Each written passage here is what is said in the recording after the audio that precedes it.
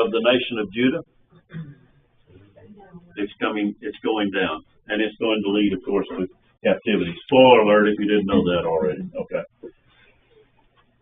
Then his son, Josiah, comes to the kingdom at 8 years old and reigns 31 years. And this is our good king in these 7 kings. This is him.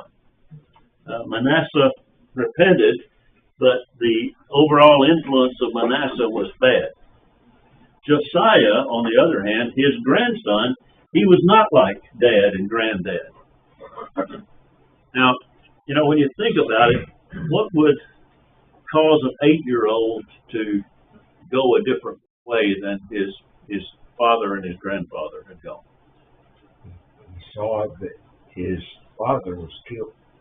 His father was killed. Probably a good woman. A good woman, maybe a good mother, maybe a good mother. Other good influences in his life. So Josiah obviously had some good teaching and grounding, even at age 8, and probably still had advisors and helpers that helped him, he was a good king. Do we know anything about like a regency sort of situation historically? Yes. When you've got a young yes, child like yes, that? we do. As a matter of fact, we talked about earlier that I can't remember which king it was now, who was like 6 years old, and his brother-in-law, who was the high priest, sort of was his regent and guided him, and he was a good king as a result of that. We don't have the story of Josiah, but probably some story like that. Someone a great influence in his life that helped him and led him well. Well, and Amon's servants and things are the ones that had him killed, and they're wanting the son. So they obviously just agreed. That's possible too. It didn't work out well for them because once they killed the king, they were executed themselves because they had killed the king. So it wasn't them, but maybe that's what they wanted to do. Or maybe he was just so horrible they thought we've got to get rid of him, no matter what comes next. All right, question 8 said, what reforms did Josiah execute in Judah?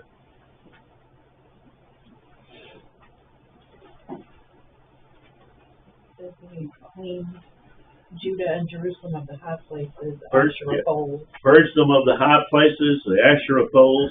Mark was asking about what an Asherah pole was. It's nothing like a fishing pole. It's a place for idol worship. And he removed the idols and altars.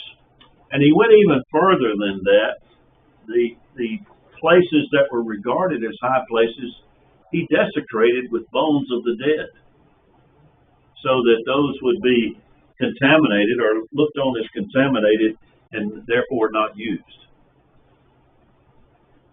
Are you counting or coming in?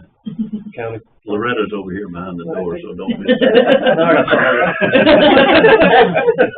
All right. Question 9 says, why was he able to influence the northern tribes? Because we have records here that Josiah went to the northern tribes, some of the northern tribes. Why was he able to do that? What was the status of the northern kingdom at this time? It was basically gone as a political entity. The northern kingdom was carried away into captivity during the reign of Hezekiah, who was Josiah's great-grandfather. So the northern kingdom was no more as a political entity. There were still people living there who had not been taken away into Assyrian captivity, and those were the people that Josiah appealed to, and some of them even listened to him. We'll talk about that a little more in just a minute. How old were they getting to be now? Who? The kings. The kings? Yeah. I don't understand your question, I guess. What age were they? Well, Josiah was 8. At the time he was... Became king. No. At the time when he was, however he died how old was he when he died? 41, 40, 38, 39. Dr. Dad. But Josiah didn't die a normal death. Oh. He didn't die. He died in battle, basically. And we'll talk about that in just a minute. But, the kings themselves generally would live into their 50s and 60s. Is that your question? Yes. Okay. But Josiah died prematurely because he died in battle. All right, he repaired the temple. Now, question 10 says, why was the temple in need of repair? What his grandfather had done. Anything that's neglected and polluted is in need of repair, and that was the state of the temple. Even though his grandfather had repented and had taken away a lot of the stuff he did, the temple was not in condition to be a place of worship. So it needed to be repaired and it needed to be cleansed. And then question 11 says, what book was found in the temple during the reparations? The book of the law. What is that? I'll give you a hint. The Hebrew is Torah. What is the Torah? The first 5 books. Genesis, Exodus, Leviticus, Numbers, and Deuteronomy. Does that seem a shock to you that they found the book of the law? What did that mean? It had been lost. It had been lost. They didn't have it. It just seems incredible to me. That would be like me, losing my Bible. If I lose my Bible, I go and look for it because I've left it somewhere probably. I haven't buried it in a wall. But it's just shocking that they found this book of the law. So that just indicates how terrible conditions were in Judah at the time, that they were not even consulting God's law. There may have been other copies around, but they weren't even consulting God's law in doing whatever they were doing. So it's a terrible condition. Yes, Mark? Well, this must have been an old type thing, because it was passed down through Moses. Yes. Yeah, well, that's where the original books came from, was Moses. It doesn't necessarily mean that this particular copy was, because they would have scribes who would recopy the law down through time. So they would have copies. And there may, as I said, there may have been other copies around, but it's just incredible to me that they found this book of the law in the temple while they were repairing it. I'd be interested to know where it was and why nobody could see it. All right, question 12 says, upon reading the book, why did Josiah react by tearing his garments? First of all, what does the tearing of the garments, what does that mean? Great sadness and mourning and regret, and so many emotions that garments, now he was a king, of course, garments were not, in that day and time, people didn't have a closet full of clothes like we have. So to tear one's garments would be a dramatic thing. Yes, Mark? I said only one. Oh, yeah, okay. Well, they probably had more than one. He was the king, after all, but it was his reaction to mourning. And why was he mourning when he read the book of the law? He realized that the people were not keeping God's will, were not doing God's will. Apparently didn't even have it, or didn't have it completely. So that when he read that, he realized that they were at risk because they were violating God's will. They as a nation were violating God's will. Number 13 says, why did Josiah inquire from Huldah? Who was Huldah anyway? Yeah, interestingly enough, she was one of the women, the female prophets that we find in the Bible. There's various places we find female prophets, and this is one of them. So she was obviously recognized as a prophet of God, so that Josiah sent to her to basically verify that this was a legitimate God's law, and second, to have some idea of what to do about it. So he went to Huldah. And then the next question says, what was Huldah's message to Josiah?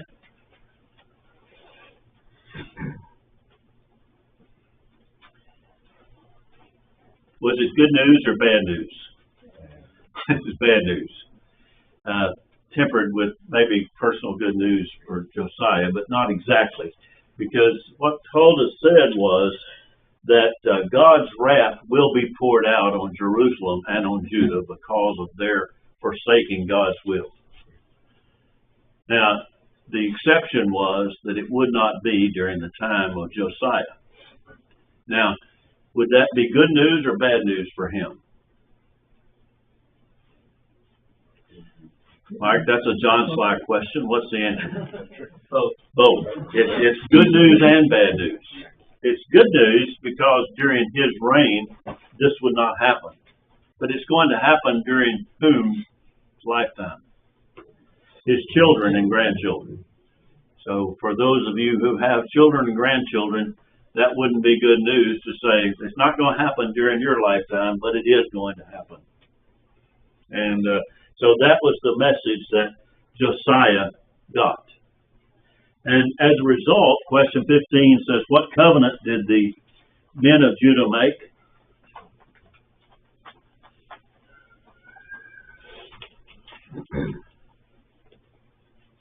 They basically reaffirmed their commitment to follow God's will as they now had it in this book of the law.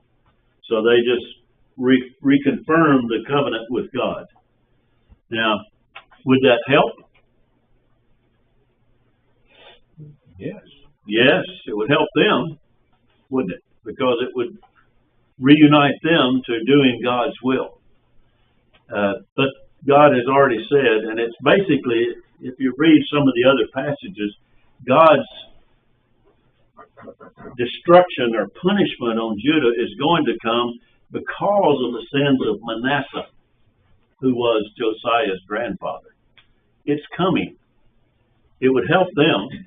And it's like David. You remember David said that who knows whether God will repent of what he said he would do to Jerusalem. Maybe they have the same thing. But they wanted to do the right thing, so they reconfirmed God's covenant and said they would obey it and keep it, and hopefully so. All right, number 16 said, what made Josiah's observance of the Passover noteworthy? They hadn't observed it since They what? They hadn't observed it. They hadn't observed it. Apparently, you remember on Wednesday we talked about Hezekiah observed the Passover, but they observed it 1 month late. Because why? The people had not been fully cleansed. They weren't ready for worship in the time that the Passover was set. But Josiah now has done his cleansing and his organization, observes it on the proper day, the 15th of the first month. And it is a grand thing, followed by the Feast of Unleavened Bread. So that it's notable that Josiah, and interestingly enough, just like Hezekiah did the Passover, when they returned from exile, one of the first things they did after the rebuilding of the temple was to observe the Passover. So this was a notable event in the history of Israel. How often was it supposed to be observed? Every year. But they did not do it. They had not done it. And because of the leadership of the kings were terrible spiritual leaders. And then Josiah died in battle. Question 17 says, why did Josiah go out and fight Necho? Who was Necho? He was the Egyptian Pharaoh. And the Egyptian Pharaoh was taking his army up. I have a little map here. Here's Egypt, where Pharaoh came from. He's taken his army up here to a place called Carchemish. And he, allied with the Assyrians, are going to fight the Babylonians, who are the rising power in the world at the time. And apparently, he fights, Josiah takes his army out and fights them near Megiddo. Now here's Jerusalem down here. So I don't think that means that Pharaoh marched his army past Jerusalem. The picture I get is that he probably took his army by ship up here somewhere, and that's where Josiah went out to fight him. Now the question answers, why did Josiah go out to fight the Egyptians? The scriptures don't give us an answer, so it's just whatever our logical mind thinks. Why would he do that?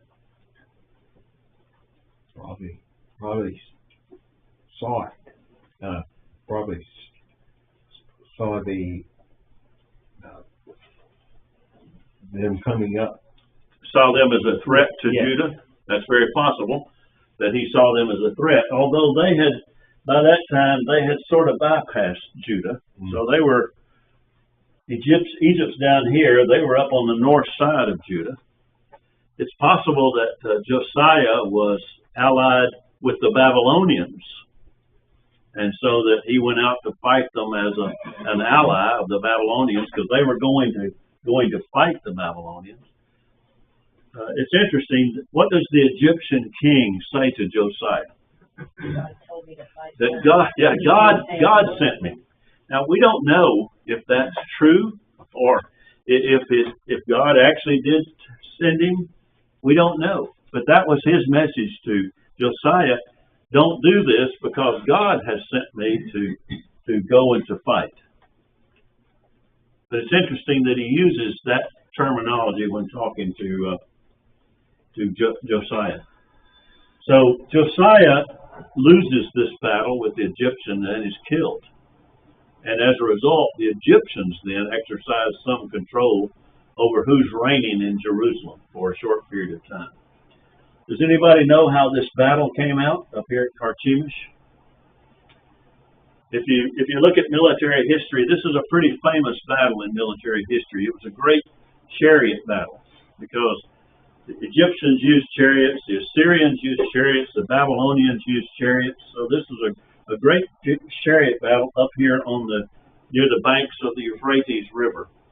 And the Egyptian-Assyrian alliance was beaten by Nebuchadnezzar, who was leading the Babylonians at this time. And so Pharaoh had to retreat back to Egypt with whatever was left of his army. And that made Babylon, and this map shows it as the Babylonian Empire. After that loss, the Babylonian Empire was able to extend their influence all the way into Egypt or near Egypt as a result. So this was a great battle. Josiah tried to interfere with it, but lost his life in the battle, and that was bad for Judah. All right, he was succeeded by his son Jehoahaz, who was the king at 22 and ruled for 3 months. And he had problems with Egypt. Question 18 says, why did Jehoahaz rule for only 3 months? King of Egypt removed him. The king of Egypt removed him. He's the one that he had defeated Josiah's army, so he had the military influence over Judah at the time. So he just said, I don't want him as king, and he took him away. That's why he's only there for 3 months. Who replaced him? His brother, Jehoiakim, who, interestingly enough, and this is a curious thing, because Jehoahaz, was he older or younger? Jehoahaz was younger than, so for whatever reason, when the people chose a successor, when a successor was chosen, they chose not the oldest son, but a younger son. But when the king of Egypt takes him away, he puts his brother, his older brother, on the throne, Jehoiakim, at the age of 25, and he rules for 11 years, and another frowny-faced king. He's not good. he had problems with Babylon. Why would he have problems with Babylon? Because he was an Egyptian ally, basically. Because it was the Egyptian king that put him on the throne. So question 19 says, why did Nebuchadnezzar march against Jehoiakim? Because he was a vassal or an ally of Egypt. And so after the defeat, after he had defeated the armies of Egypt and Assyria, then Nebuchadnezzar came south, and he was picking off the rulers that had allied themselves with Egypt during that time. So,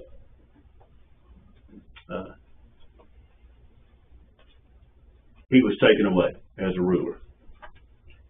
And he was replaced by his son, Jehoiachin. He became king at 18 and ruled for 3 months. And why was his reign so short? Question 20. The Babylonians showed up. The Babylonians took him away. They didn't like him as the king. Now it's interesting that at this time, this is when Daniel and his friends, as we say Shadrach, Meshach, and Abednego, that were actually their Babylonian names. But this is when Daniel and his friends and a lot of the officials were taken into captivity, into Babylonian captivity, when Jehoiachin was taken away as king. Jehoiachin himself was taken to Babylon, and he actually was not treated badly there. All right, then the Babylonian king puts Zedekiah on the throne. He at age 21, and he ruled 11 years. Now, Zedekiah had another name originally. And who was Zedekiah?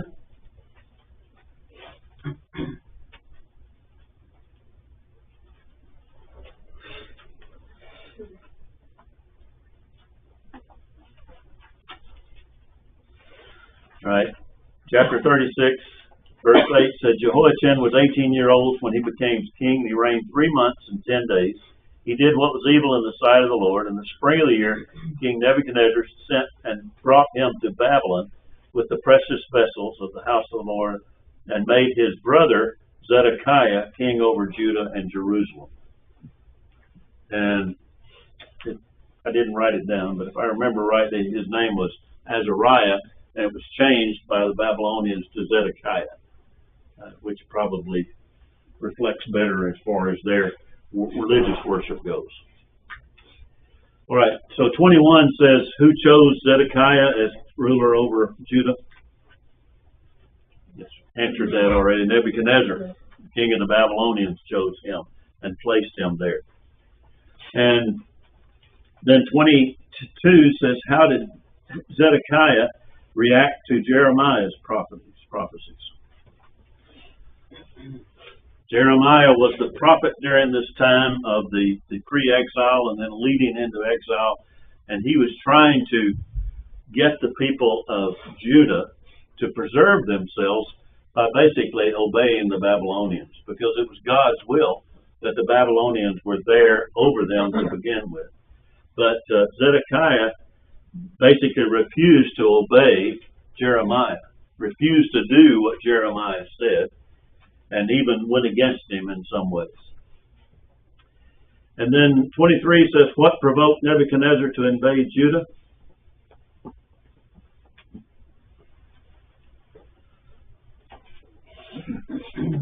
Against the advice of Jeremiah, Zedekiah rebelled against the Babylonians. Now, I don't know what he was thinking or how he was thinking he was going to be successful with this, because they were a powerful world empire at the time, and Judah was just almost like a little backwater in the Babylonian Empire. But he became proud or talked to the wrong people or whatever. And then 24 asks, what was the spiritual condition of the nation at the time of the Babylonian invasion?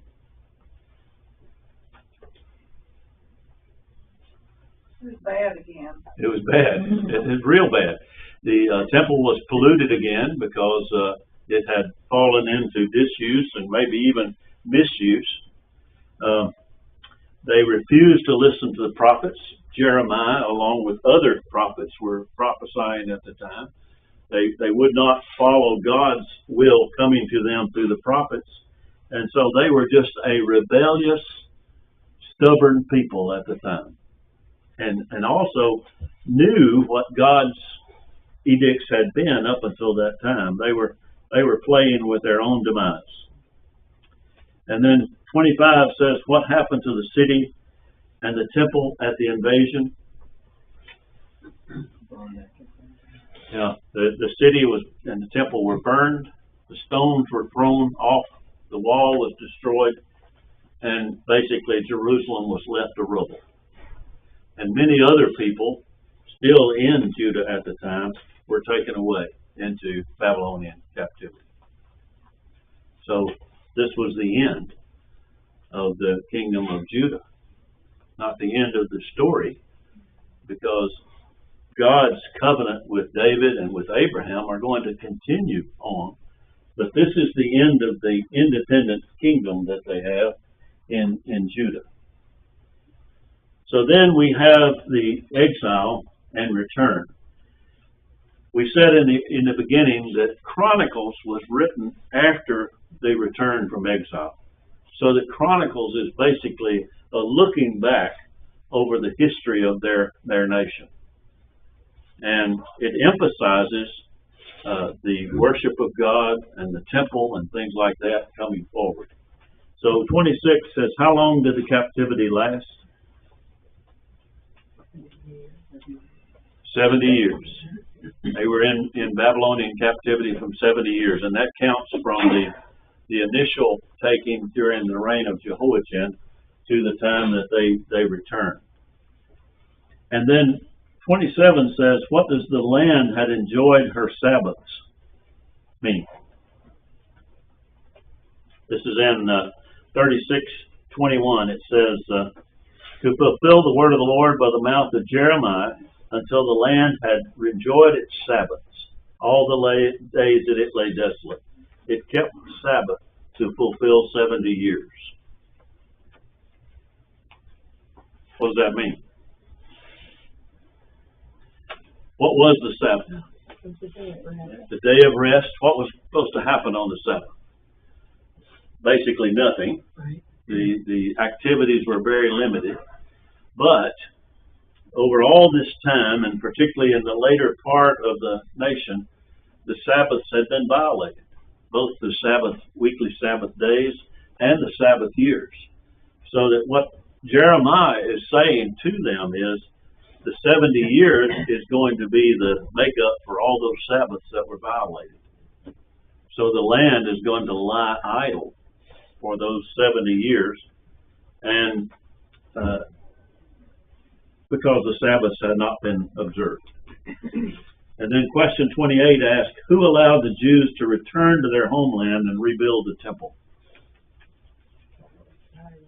Cyrus. So that the book of the Second Chronicles ends with a sort of a positive note, I guess. Verse 22 says, now in the first year of Cyrus, king of Persia, that the word of the Lord by the mouth of Jeremiah might be fulfilled, the Lord stirred up the spirit of Cyrus, king of Persia, so that he made proclamation throughout all his kingdom and then put it in writing. Thus says Cyrus, king of Persia, the Lord, the God of heaven, has given me all the kingdom of the earth, and he has charged me to build him a house in Jerusalem, which is in Judah.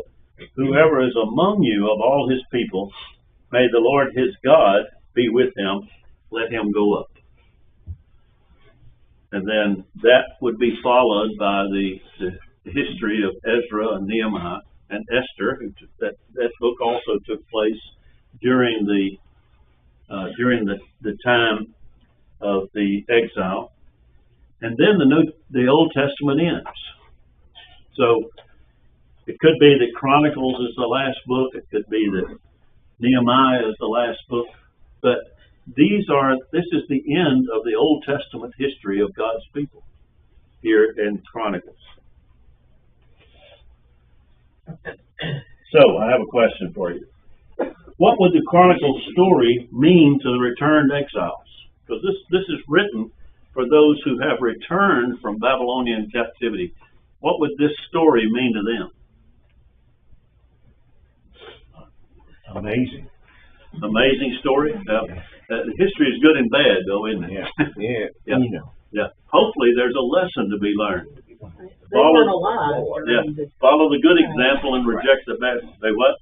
Like they weren't alive during They the weren't time that alive. all this happened, and so I mean I think it's kind of like with us looking back as the United States on the history of what happened to cause the Civil War. I mean we want to look back and see, you know, what to do, what not to do, and probably the same for them. Okay. So, but they weren't a kingdom anymore when they returned from exile. So, you know, would this be a good thing looking back at the great times when they had their own kings and they were an independent kingdom? I don't know. Yes, Michelle. They had the opportunity to learn what worshiping idols had done to their nation. That was my thought. Is, Yeah. You know, If they learned the lesson from the bad examples of their ancestors, then hopefully they could change. And it's interesting that after return from exile, we don't find that the Jews had great problems with idolatry after that. So hopefully they would have learned some of those lessons. Now, the real question is, what does the Chronicles story mean to us? What's the story for us? Why study this? This is just Old Testament history. Why study it? Well, their cycles, For what? there were different cycles. You can see what the cycles were and how things changed from generation to And generation. again, hopefully follow the good ones and reject the bad ones. Michelle, you? And maybe I'm the only one that ever thinks this way, but Oh, probably not. Manasseh's story is inspiring to me in that he was the worst of the worst, and yet when he turned to the Lord and humbled himself, the Lord accepted him. Yeah.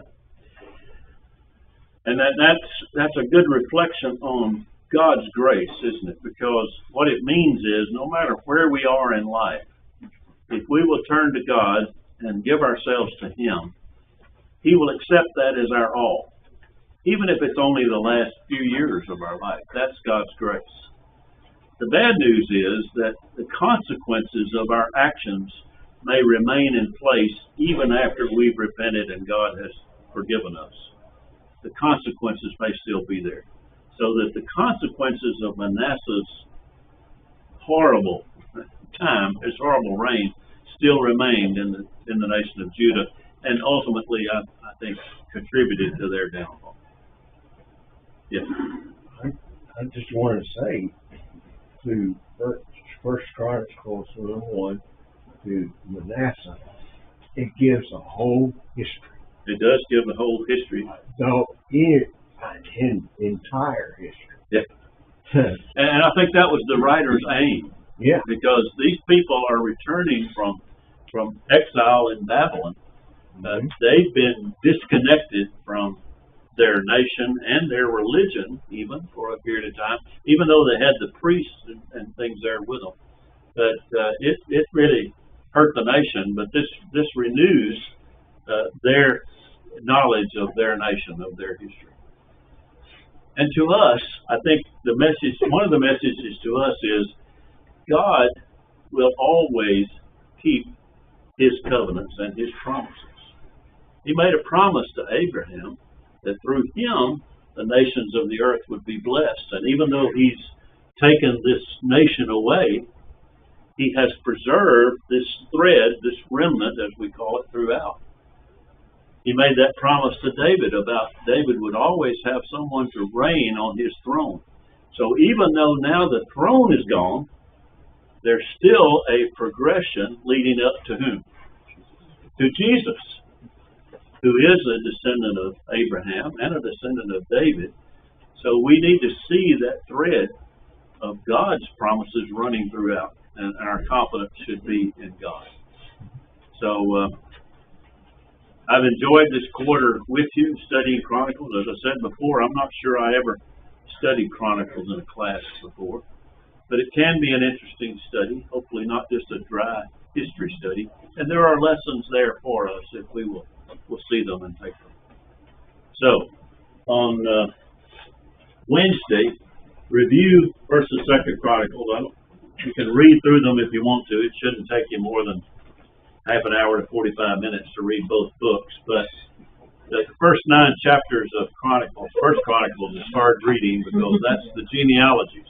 So you can sort of skim over those if you want to. And then also review the workbook. And Gary will lead us in a review on Wednesday. All right. Be quiet in the hall. You're dismissed. Thank you.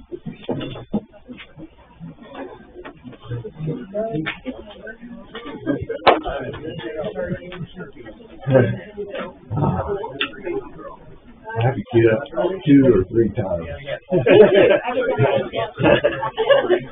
But the key thing is you're up. Yay!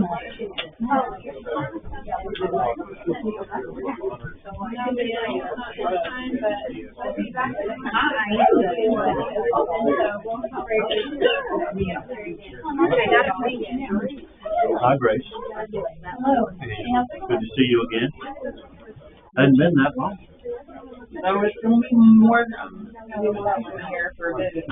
We've actually going to be here in the next few months more than you've been here in 2 years. It's going to be a lot. We're always glad to see you. The car is just going to drive itself without it. Yeah, maybe it's programmed. Yeah, wonderful job. I'm always enjoying it.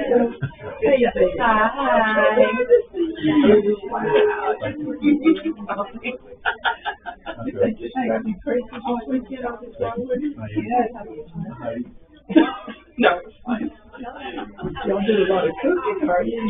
No, well, I just came in yesterday morning because I had something on. I had a previous commitment on Friday night. They went out to dinner Friday, and then I think they went out and played like tennis on Saturday morning and did brunch while I was driving.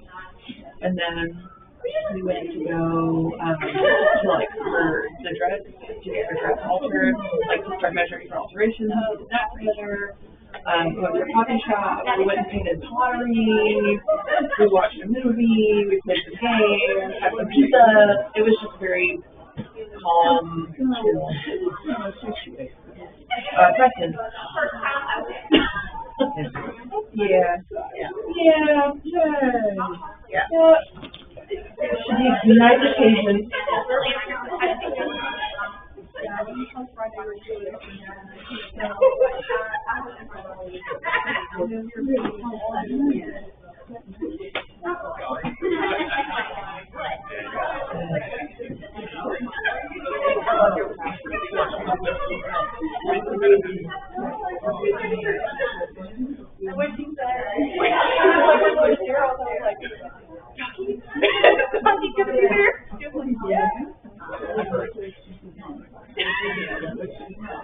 Learn so much about you.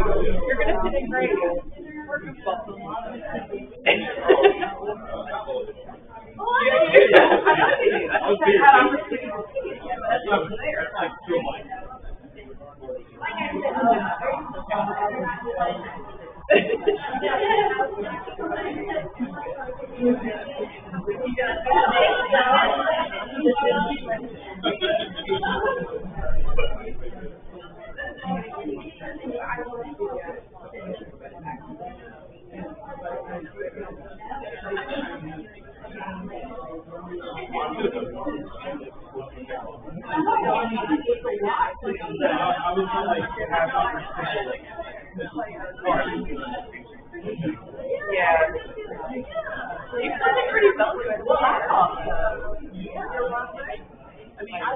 Balcony, car, tub, the chef pad. Thank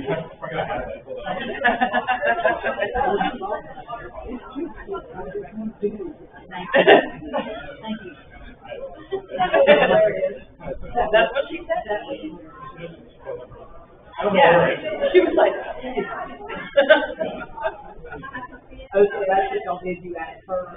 Yeah, just look the news that you gave me. So she had to like guess what the answer to the question would be.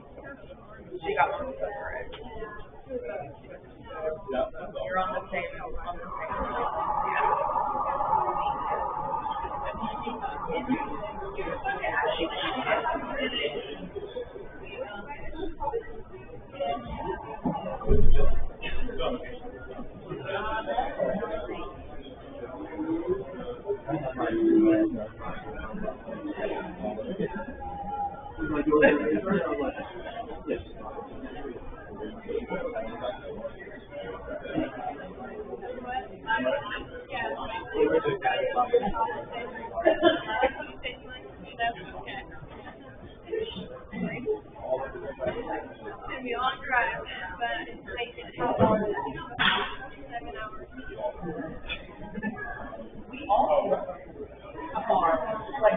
Who is the closest? Other players. I guess someone probably would. I think probably fair.